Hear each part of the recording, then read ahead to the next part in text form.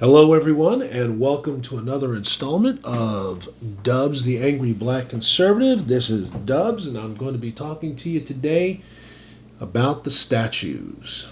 The statues. How did we get here on statues? It's very upsetting that we have people who are wantonly destroying statues of historical figures. I find history to be fascinating, history of all kinds, to just be fascinating. And the idea that people are trying to erase history under the banner of, well, this person had slaves, so they need to be gone. This person had slaves, they need to be gone. The problem with this is that the people who they're attacking are so important to American history. And I feel as though they're choosing the wrong people. I don't see people taking down statues of Stalin. I don't see people taking statues down of Marx. I just don't see that stuff. And when I see these attacks, when I see it can only be described as an attempt to erase history under the auspices of they had a slave or they were bad people. It hurts my head. I don't understand it. And I wish that someone could explain it to me in an intelligent way. If you're saying to me, well, this person had slaves, so we should not have a statue commemorating them. I don't know. I think that these individuals are so important to history, not only U.S. history, but world history. I mean, things were changing. As I said, it hurts my head. And the ones that I want to talk about specifically: George Washington, Andrew Jackson, Thomas Jefferson, Francis Scott Key, Ulysses S. Grant. They're even going after Winston Churchill now. Now, Winston Churchill, depending on who you talk to, he was either a fantastic leader, a great man, or he was an absolute demon in disguise. And I think that is the problem.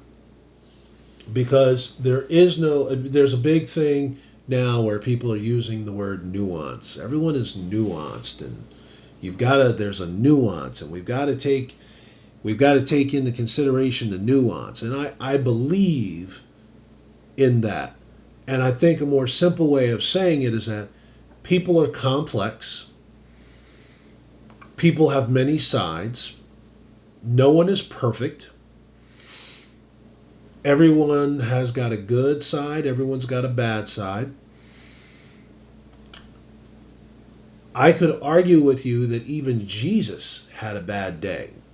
And I did this once with somebody who was a religious figure, and we were having what would be considered a friendly debate about sin, and he was saying that everyone has sinned with the exception of Jesus. And I said, well, that depends upon your point of view. And, well, what do you mean? I said, well, it's really very simple. There's the famous story of Jesus and the moneylenders in the temple. And the story goes that Jesus is out with the fellows, and they go into the temple, and there are moneylenders in the temple. And Jesus lost his mind. And he said, you're in my Father's house, the famous line, you're in my Father's house. And he kicks the moneylenders out of the temple. Well, what everyone forgets is in that story, what it reads in the Gospels is that Jesus fashioned a lash out of the curtain tiebacks. And he used those lashes to lash the moneylenders out of the temple. So in other words, Jesus grabbed a whip and beat these dudes up until they left the temple. And we would say, well, I mean, he had every right to do that. He was in his father's house. I said, yes, but he used physical violence against another human being to get the result that he wanted. He grabbed a lash, beat them up. They got out of his father's house. He was happy. Depending on who you talk to, and I'm sure if you talk to the moneylenders, they would say, "Hey, he beat me up. That's a sin. You can't beat up another human being. Where's the where's the peacefulness in that?" And this particular individual I was talking to that day, he said, "Well, I've never looked at it like that, but still, Jesus had every right to do that because they were in his father's house." Pardon me. So I say, well, if that's the case, then if I beat up somebody in my father's house, I shouldn't be found guilty of anything because I'm in the house. To which he said, "Well, you can't now. Now you're being ridiculous." I said, "No, I'm not being ridiculous. What I'm doing is I'm changing pronouns." And so to absolve Jesus of sin in that situation, I think you're doing it to prove that Jesus had no sin. But my point of view, and frankly, and let's get it out in the open, I don't think he sinned that day. I think he was completely justified in his mind of getting those guys out of the house. And in his mind, he was doing the right thing. But depending on who you talk to, they can say, "Well, wait a minute, that you're not supposed to be beating people up. You're certainly not supposed to be using a weapon against another human being to get them to do what you want them to do." And so I think that this is something that is a subject that can be spoken about without being sarcastic, without trying to get anybody upset. We're not having the old gotcha moment. Well, I was reading the Bible and this is one of those crazy things. No, nothing like that. It's just that it it's a nuance. It's something that you can look at it from a different point of view and get a different result. And if we can do that with Jesus, I certainly believe we can do that with every other human being walking. And what I was starting to say about Winston Churchill is that if you speak to the average Great Britain citizen, an Englishman, they will tell you that Winston Churchill is a fantastic fellow. If you talk to people who are from India, they might have a different opinion of Winston Churchill, and deservedly so. So does that negate the positives that Winston Churchill did during World War II? I don't think it does. I don't think that it takes away from how great a statesman he was during that period of time for his country, for his people. I think it's a healthy look at history, and it's certainly a healthy look at a man who is flawed, who can have positives and negatives. And if we can do that for Jesus, and we can do that for Winston Churchill, we can certainly do that for George Washington, Thomas Jefferson, Francis Scott Key, and the rest of the fellas. When you look at George Washington, George Washington was a very strict, disciplined guy. That's one of the reasons why he was such a great general. That's one of the reasons why he was able, almost through force of will, to keep the Continental Army together. Why they were able to maintain that army while they were starving, while they were freezing, while they were getting their butts kicked by the English. There were just so many factors going against George Washington, and the fact that he was always that steady hand. He was able to keep his troops together. He respected his troops. The reason why he was there for the Continental Congress was because he kept everyone else in line. He never had to yell at anybody either. He would look at them, and the person would cower. Now, if we take a look at it historically, George Washington is rumored to be about 6'2". The average man back in those times, maybe about 5'5", 5'6", weighed about 130 to 150 pounds. George Washington was a big boy, and he used that physicality to help him get his job done. But in getting his job done, he was taking care of the country. In getting his job done, I've read so many stories about George Washington as a general, as a leader. And I've yet to come across a story where I think that he abused his power or he acted rashly. That just, in my research about him, that just wasn't the case. Here's a guy who, during that great Delaware crossing that we all know the story about, he did not get on the boat until every single one of his men were safely across and on that's the kind of guy he was. So he wasn't a lead from behind kind of guy. He was a lead from the front kind of guy who also took care of the rear position.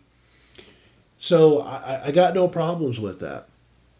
Did he have slaves? Yes, he did. And a lot of people of means in that time had slaves. And I'll go off on a tangent. Slavery was part of the human condition. When we start talking about slavery in the United States, people who are ignorant, and when I say ignorant, I mean people who are unaware of history, people who don't know the facts, who don't know what was going on, who've never cracked open a book and read a few pages. I'm not saying ignorant as a bad person. I'm saying ignorant in that they don't know. But the fact of the matter is that slavery was around the world. It was just part of human existence. There have been slaves all the way back to when we can figure out where humans were. Every culture has had them. Every country has had them. The only difference is that the United States is the only country that ever went to war to end it. So even though we had it back then before the United States was the United States, we were a nation that was evolving in our attitudes towards slavery. And you really can't say that about a lot of other countries. So you've got George Washington, he's got slaves. In Virginia at that time, the only way you could get rid of your slaves, the only way you could free your slaves was pretty much upon your death because you could not have any debt. And what George Washington did upon his death was he freed his slaves. One of the other things that he did, which I find to be absolutely fascinating about the man, is that he taught his slaves a trade. He prepared his slaves for the day of his death so that when he released them, they had a trade. He didn't say, okay, guys, you're free to go. I don't know what you're going to do, but yeah, you'll figure out something. No, his slaves had a trade. And the slaves that he did not free were slaves that also had family that were owned by his wife, and he made it a point in his will that when upon Martha's death that those slaves would be freed as well, and this way he wasn't separating families. Now you may say, well, he did all that, but he was still a slave here. Yeah, but again, when you're looking at history, when you're looking at somebody that's a historical figure, you have to look at that person in the context of the time. You can't look at George Washington from the 1700s and have the year 2020 morals and thoughts and principles. You can't do it. You just can't. And to do it is, I'm not going to say it's stupid because I don't like to use that word. But let's just say that it is sheer folly. And not only that, it's unfair to the person that you're studying from that time period. The fact that George Washington took the time to plan that kind of stuff while he is surrounded in a country that has slavery, when you've got slaves coming over from Great Britain, when you've got slaves that are coming over from Great Britain that are from other African tribes that are selling fellow Africans into slavery. That's a real rough thing for somebody to do, and he did that. I think that he is worthy of a lot of respect for having that kind of attitude. And the fact that people are not trying, but have taken down statues of George Washington, I just think is absolutely disgusting. It shows their ignorance, and I would. The point is that when you're talking about a man like George Washington, if you do not have respect for that man, his mind, his thought process, his integrity. I mean, they offered him a kingship for God's sakes, and he turned it down. How many of us could be offered a kingship of the United States? Because that's what they did. They wanted him to be king, and he turned it down. He said, "No, I don't need that. I'm fine." How many of us would have that kind of humility, would have that kind of thought process to do that? I dare say that there's not the percentage of people who could do that is real small. So that's my rant about George Washington. I'm going to talk about Jefferson for a second. Thomas Jefferson, by the way, if you want to argue with me about Thomas Jefferson, or if you want to say nasty things about my attitudes about Thomas Jefferson, I'm totally comfortable with it. But Thomas Jefferson was one of our best presidents, hands down. Again, he had slaves, yes. Were slaves part of the country? Yes. Were slaves part of the world? Yes, they were. Did Thomas Jefferson do things with his slaves? I'm sure he did, just like I'm sure a lot of other slave owners did. Because again, the thought process back then was that the slaves were inferior. And frankly, they were, because they couldn't read, they couldn't write. Now, slave owners didn't teach them to read and write. But again, when you're brought up in that kind of culture, you're going to have that kind of attitude because that's all you know. But still, even with that, Thomas Jefferson was the president who abolished the importation of slaves in 1807. So he's the guy who stopped the slave trade coming into the United States. No one talks about that. In 1784, he proposed banning slaves in the North and the South territories. So again, was he that bad a guy, considering he was in that time period when slavery is part of culture, and he owns slaves himself, and his brain is still going, you know what, this might not be the right thing for us to be doing. I may want to rethink. You know what, guys? Tell you what, let's stop the importation. He did that, by the way, for his home state of Virginia in 1778. He made it illegal to import slaves into Virginia. So you see a progression of his brain where his attitudes about slaves are changing. Without Thomas Jefferson, we have no Marine Corps. None. He's the one who came up with it. You had our ships taking their trips, doing their merchant stuff and everything else. The pirates of Tripoli, they come down, they start taking our guys. Basically, we were being attacked by Muslims. I have no problem with Muslims. I have no problem with the Islamic religion. I'm just saying the facts that we were being attacked. They were killing all of our sailors. They were holding them for ransom. They were holding captains for ransom. And Thomas Jefferson, as the President of the United States, said, we can't have this anymore. We can't have our people being killed. We can't have our people being ransomed. We can't go around having our goods that are supposed to be going to other countries for trade and import that are going to enrich our country. We can't have that happen. So you know what? We need a fighting force on our ships. And he comes up with the Marine Corps. And to this day, that's why the Marine Corps is under the umbrella of the Naval Department. That's why. So without Thomas Jefferson, we have no Marine Corps. Without Thomas Jefferson, we have no Louisiana Purchase, which allowed us to have a little bit more expansion for our citizens and stuff. And if you say, well, that was a bad deal and everything else. Well, he did it with Napoleon. He didn't steal anything. That land was already owned by Napoleon.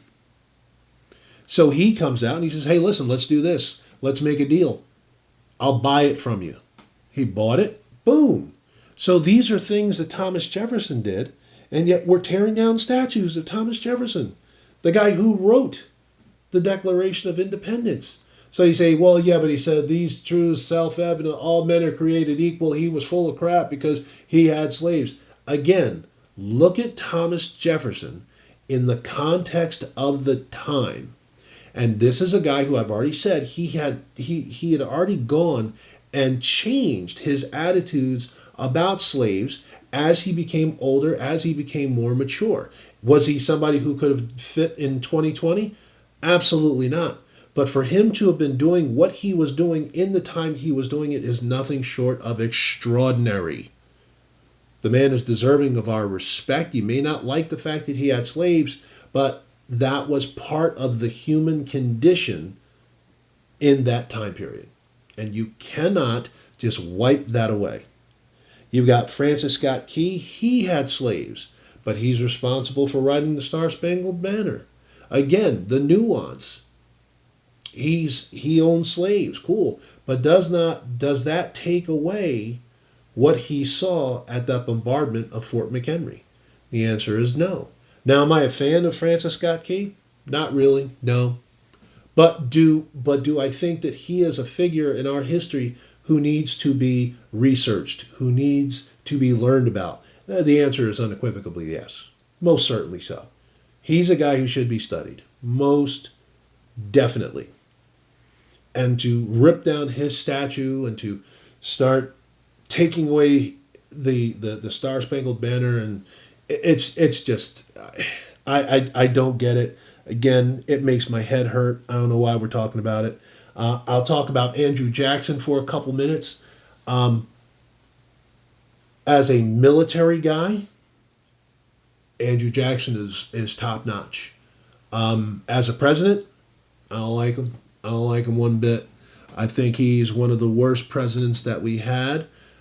Here he was a president who was impeached. There were 11 articles of impeachment on Andrew Jackson because he was a despicable president. Fantastic military guy. Disgusting president. Stole land, enriched himself, enriched his friends at the expense of Native Americans. He wrote the Indian Removal Act, which essentially killed the Cherokee Nation. I understand that an argument can be made that he went after the Cherokee Nation because they were, during the Revolutionary War, they were aligned with the British and they helped the British. But, at some point you got to say, the Cherokee could have gone with the colonies, or they could have gone with Great Britain. They were doomed no matter who they chose. I think that their fate would have been sealed even if they had gone with the colonies, because that's just what happened to Native Americans. It's a disgusting, terrible thing. That's where the Trail of Tears comes from. I am not a fan of Andrew Jackson, but he is a fascinating figure of history. And when you look at his accomplishments during the war and look at his accomplishments as a president, I think that those two things make him somebody that we should study, not erase from history. We should study. We should study Andrew Jackson. The one that I just don't understand is the Ulysses S. Grant. I have no words. I can't. There's one issue with Ulysses S. Grant, and it's summed up in 30 seconds. People say that, well, he was a slave owner too, so he needs to be erased. People who want to erase Ulysses S. Grant from our history are just blithering idiots. The idea of Ulysses S. Grant being somebody who we should not study, being someone who should be vilified and erased from history, of any history, United States, world history, I don't care, whatever history subtext you want to give. Ulysses S. Grant, not only is he a fascinating individual, he is, you have to study Ulysses S. Grant. You have to study Ulysses S. Grant. You have to study Ulysses S. Grant. There is no way that you can't study Ulysses S. Grant. I cannot say it enough. He is somebody who needs to be studied by every single school kid from first grade to 12th grade, and then also studied in depth in college. There are so many layers to this man. He is one of my favorite historical figures, so I do have a personal bias. If you hit me with the slave thing about Ulysses S. Grant, I'm going to just laugh at you. Ulysses S. Grant had one slave. The slave was given to him at his wedding. It was a wedding present. So, and you may say, well, he could have, just not take. That would have been so disrespectful to the guest who was giving him the slave. He got rid of that slave as quickly as he could. That's it. We're done. That's it. We're done. Ulysses S. Grant was the reason why we were able to take over Vicksburg. Ulysses S. Grant took over the Army of the Potomac. He did not take over the Army of the Potomac. General Meade took over the Army of the Potomac. General Grant took over all of the armies of the Union after Gettysburg. He was somebody who, before that time, was pretty much a failure in everything he did. He kept trying to accomplish things, and he kept failing. And so he kept trying. How is that not something that we should be teaching the kids? How is that something that we should not aspire to as adults ourselves? He kept trying stuff. He would fail. He would try something else. He would fail. He would try something else. He would fail. He tried something else, and he succeeded. The idea that Ulysses S. Grant is somebody who needs to be erased from history is so ridiculous that I have no words that are good enough to explain it. Without Ulysses S. Grant and his dogged determination, the Civil War would have probably lasted another 2 or 3 years. It probably would have cost us another couple 100,000 men, if not maybe even 1 million. Who knows? I know of one loss that Ulysses S. Grant had as our general, which was Cold Harbor. And at Cold Harbor, Ulysses S. Grant has the humility in his own memoirs to say that if there was one attack that he could fix, if there was one attack that he wishes he had never ordered, it was Cold Harbor. And you can look that up for yourself. And it's a devastating loss for the Union. But he never lost sight of what his mission was. And like all the other Union commanders before him, who did not attack, who did not go forward, who constantly wanted to sit and wait, and Ulysses S. Grant didn't do that. There's only one way to win this war, and that's to attack, and to attack constantly. The problem with Ulysses S. Grant is that he was a military man, and he was used to dealing with people of honor. He was used to dealing with men who, when they gave their word, they kept their word. He was an honorable man himself, and unfortunately for him, he got seduced into politics, and that's why his administration was so riddled with bad people, because he would believe them, because in his world, you took a man at his word. If a man shook your hand and said, hey, I'm going to take care of this for you, Ulysses S. Grant thought that, okay, cool. That's going to be taken care of, because that's what guys did in the army. That's what guys did on the battlefield. There was a code of honor. That didn't exist in politics. And if anything, we learned from that you can't have that man of honor go into politics with men who are not honorable. And I say men just because it's the easiest pronoun to use, but I include women in that as well. And yet now we're tearing down this man's statue. Why are we tearing down the statue of Ulysses S. Grant? I could go 3 hours on Ulysses S. Grant just from my own mind with no notes. He is a fascinating person. He is one of the most important people in our country's history. And you've got people out there pulling down his statue, threatening to pull down his statue. I just don't understand it. I just don't understand it. The last thing I'm going to talk about here, because I know I'm going kind of long, I try to keep these things around 20, 30 minutes. But I do want to do a little bit on Abraham Lincoln. I have, as I said, I try not to call people names. I don't understand why we're going after Abraham Lincoln. Again, open a book, read about Abraham Lincoln. The man was absolutely brilliant. He was the president of our country during one of the ugliest episodes in the history of humankind, and certainly this country. Without him, I think that we would have a Confederacy as well as a United States. I don't understand his erasure from history. I don't understand why people would want to erase him from history, unless these people who are trying to erase him from history have an ulterior motive that we just don't get.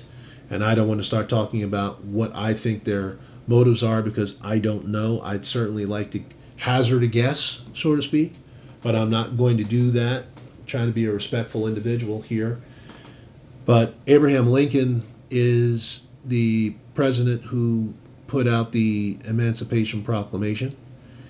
He is the president who put the Republicans in charge. And I know the thought from a lot of my brothers and sisters is that the Republicans are all racist. That is not the case. Historically, that has never been the case. It has always been the Democrats who have been the racists. After the war was over, you had Reconstruction. You had all kinds of laws that were being written that were pro-Negro. Those were all by Republicans. You had Negroes being put into public office. They ran as Republicans. Without the Emancipation leading the way, you'd never have the 13th and the 14th Amendments. I just don't get it. I don't understand why I have to sit here and defend Abraham Lincoln. I don't know why anyone would have to defend Abraham Lincoln. I don't get it. And I've tried to ask people who have tried to justify these individuals who are ripping down statues, why are you going after Abe? And they tell you about the one statue in front of the White House where he's making the slaves subservient. No, he's not. That statue is one of the most elegant pieces of artwork that I've ever seen in my entire life. And I mean it. It is elegant. It is sublime. The fact that you have a slave that is standing up. They're not subservient. That slave is not on his knees. That slave is standing up. The shackles that slave has are broken. They're broken. That is a statue that shows the rising of the Negroes out of slavery because of Abraham Lincoln. There's no arguing here. There's no arguing here. The Republican Party was put together because the Whig Party had abolitionists in it, and the Whig Party didn't want to deal with the abolitionists. And so the abolitionists said, hey, Whig Party, if you guys don't have our platform of abolition, we will form our own political party. And so those abolitionists formed their own political party, which they called the Republican Party. And it was a party filled with abolitionists. And their first presidential candidate was this dude named Abraham Lincoln, who rose to the office of the president and then did what they wanted done. Got rid of slavery. So if you are one of those people who's argued with me with that, well, the only reason why they did that was because they needed more Negro troops. Well, you could argue that if you want to, and I'm totally cool with that argument. And that is certainly one of the aspects of why Abraham Lincoln did it. But the other reason why he did it was because he said he was going to. And in this day and age when we're not used to politicians following through on their word, well, Abe did it. And then not only did he do it, but what happened to Abraham Lincoln? He paid for it with his life. He was shot He was killed. He was murdered. He was assassinated. Whatever word you want to use to describe it. Abraham Lincoln paid for his beliefs with his life. And his belief was, we cannot have slavery in this country. It was banned. We were the second country in the world to do it. Great Britain beat us to it. They didn't have a war to fight. We did. The man paid for it with his life. I don't know. You tell me. And the fact is that when you start erasing history, when you start burning down when you start burning down effigies and paintings, and you start destroying statues of these people, you put us right in the same place where the Taliban was in Syria when they were blowing up the statues of Buddha, and they were getting rid of history. We are not the Taliban. That is not who we are. Our country is founded on great ideas. Our country is founded on the principle of individualism, not collectivism, individualism. And yet we're tearing down men, we're tearing down statues of people that personified that. And I ask you, if you were in that time period and you had slaves because you were an aristocrat, would you have had the intestinal fortitude to say, hey guys, this might be wrong. This might not be one of the good things for us to do. We might want to back this up. All these guys did.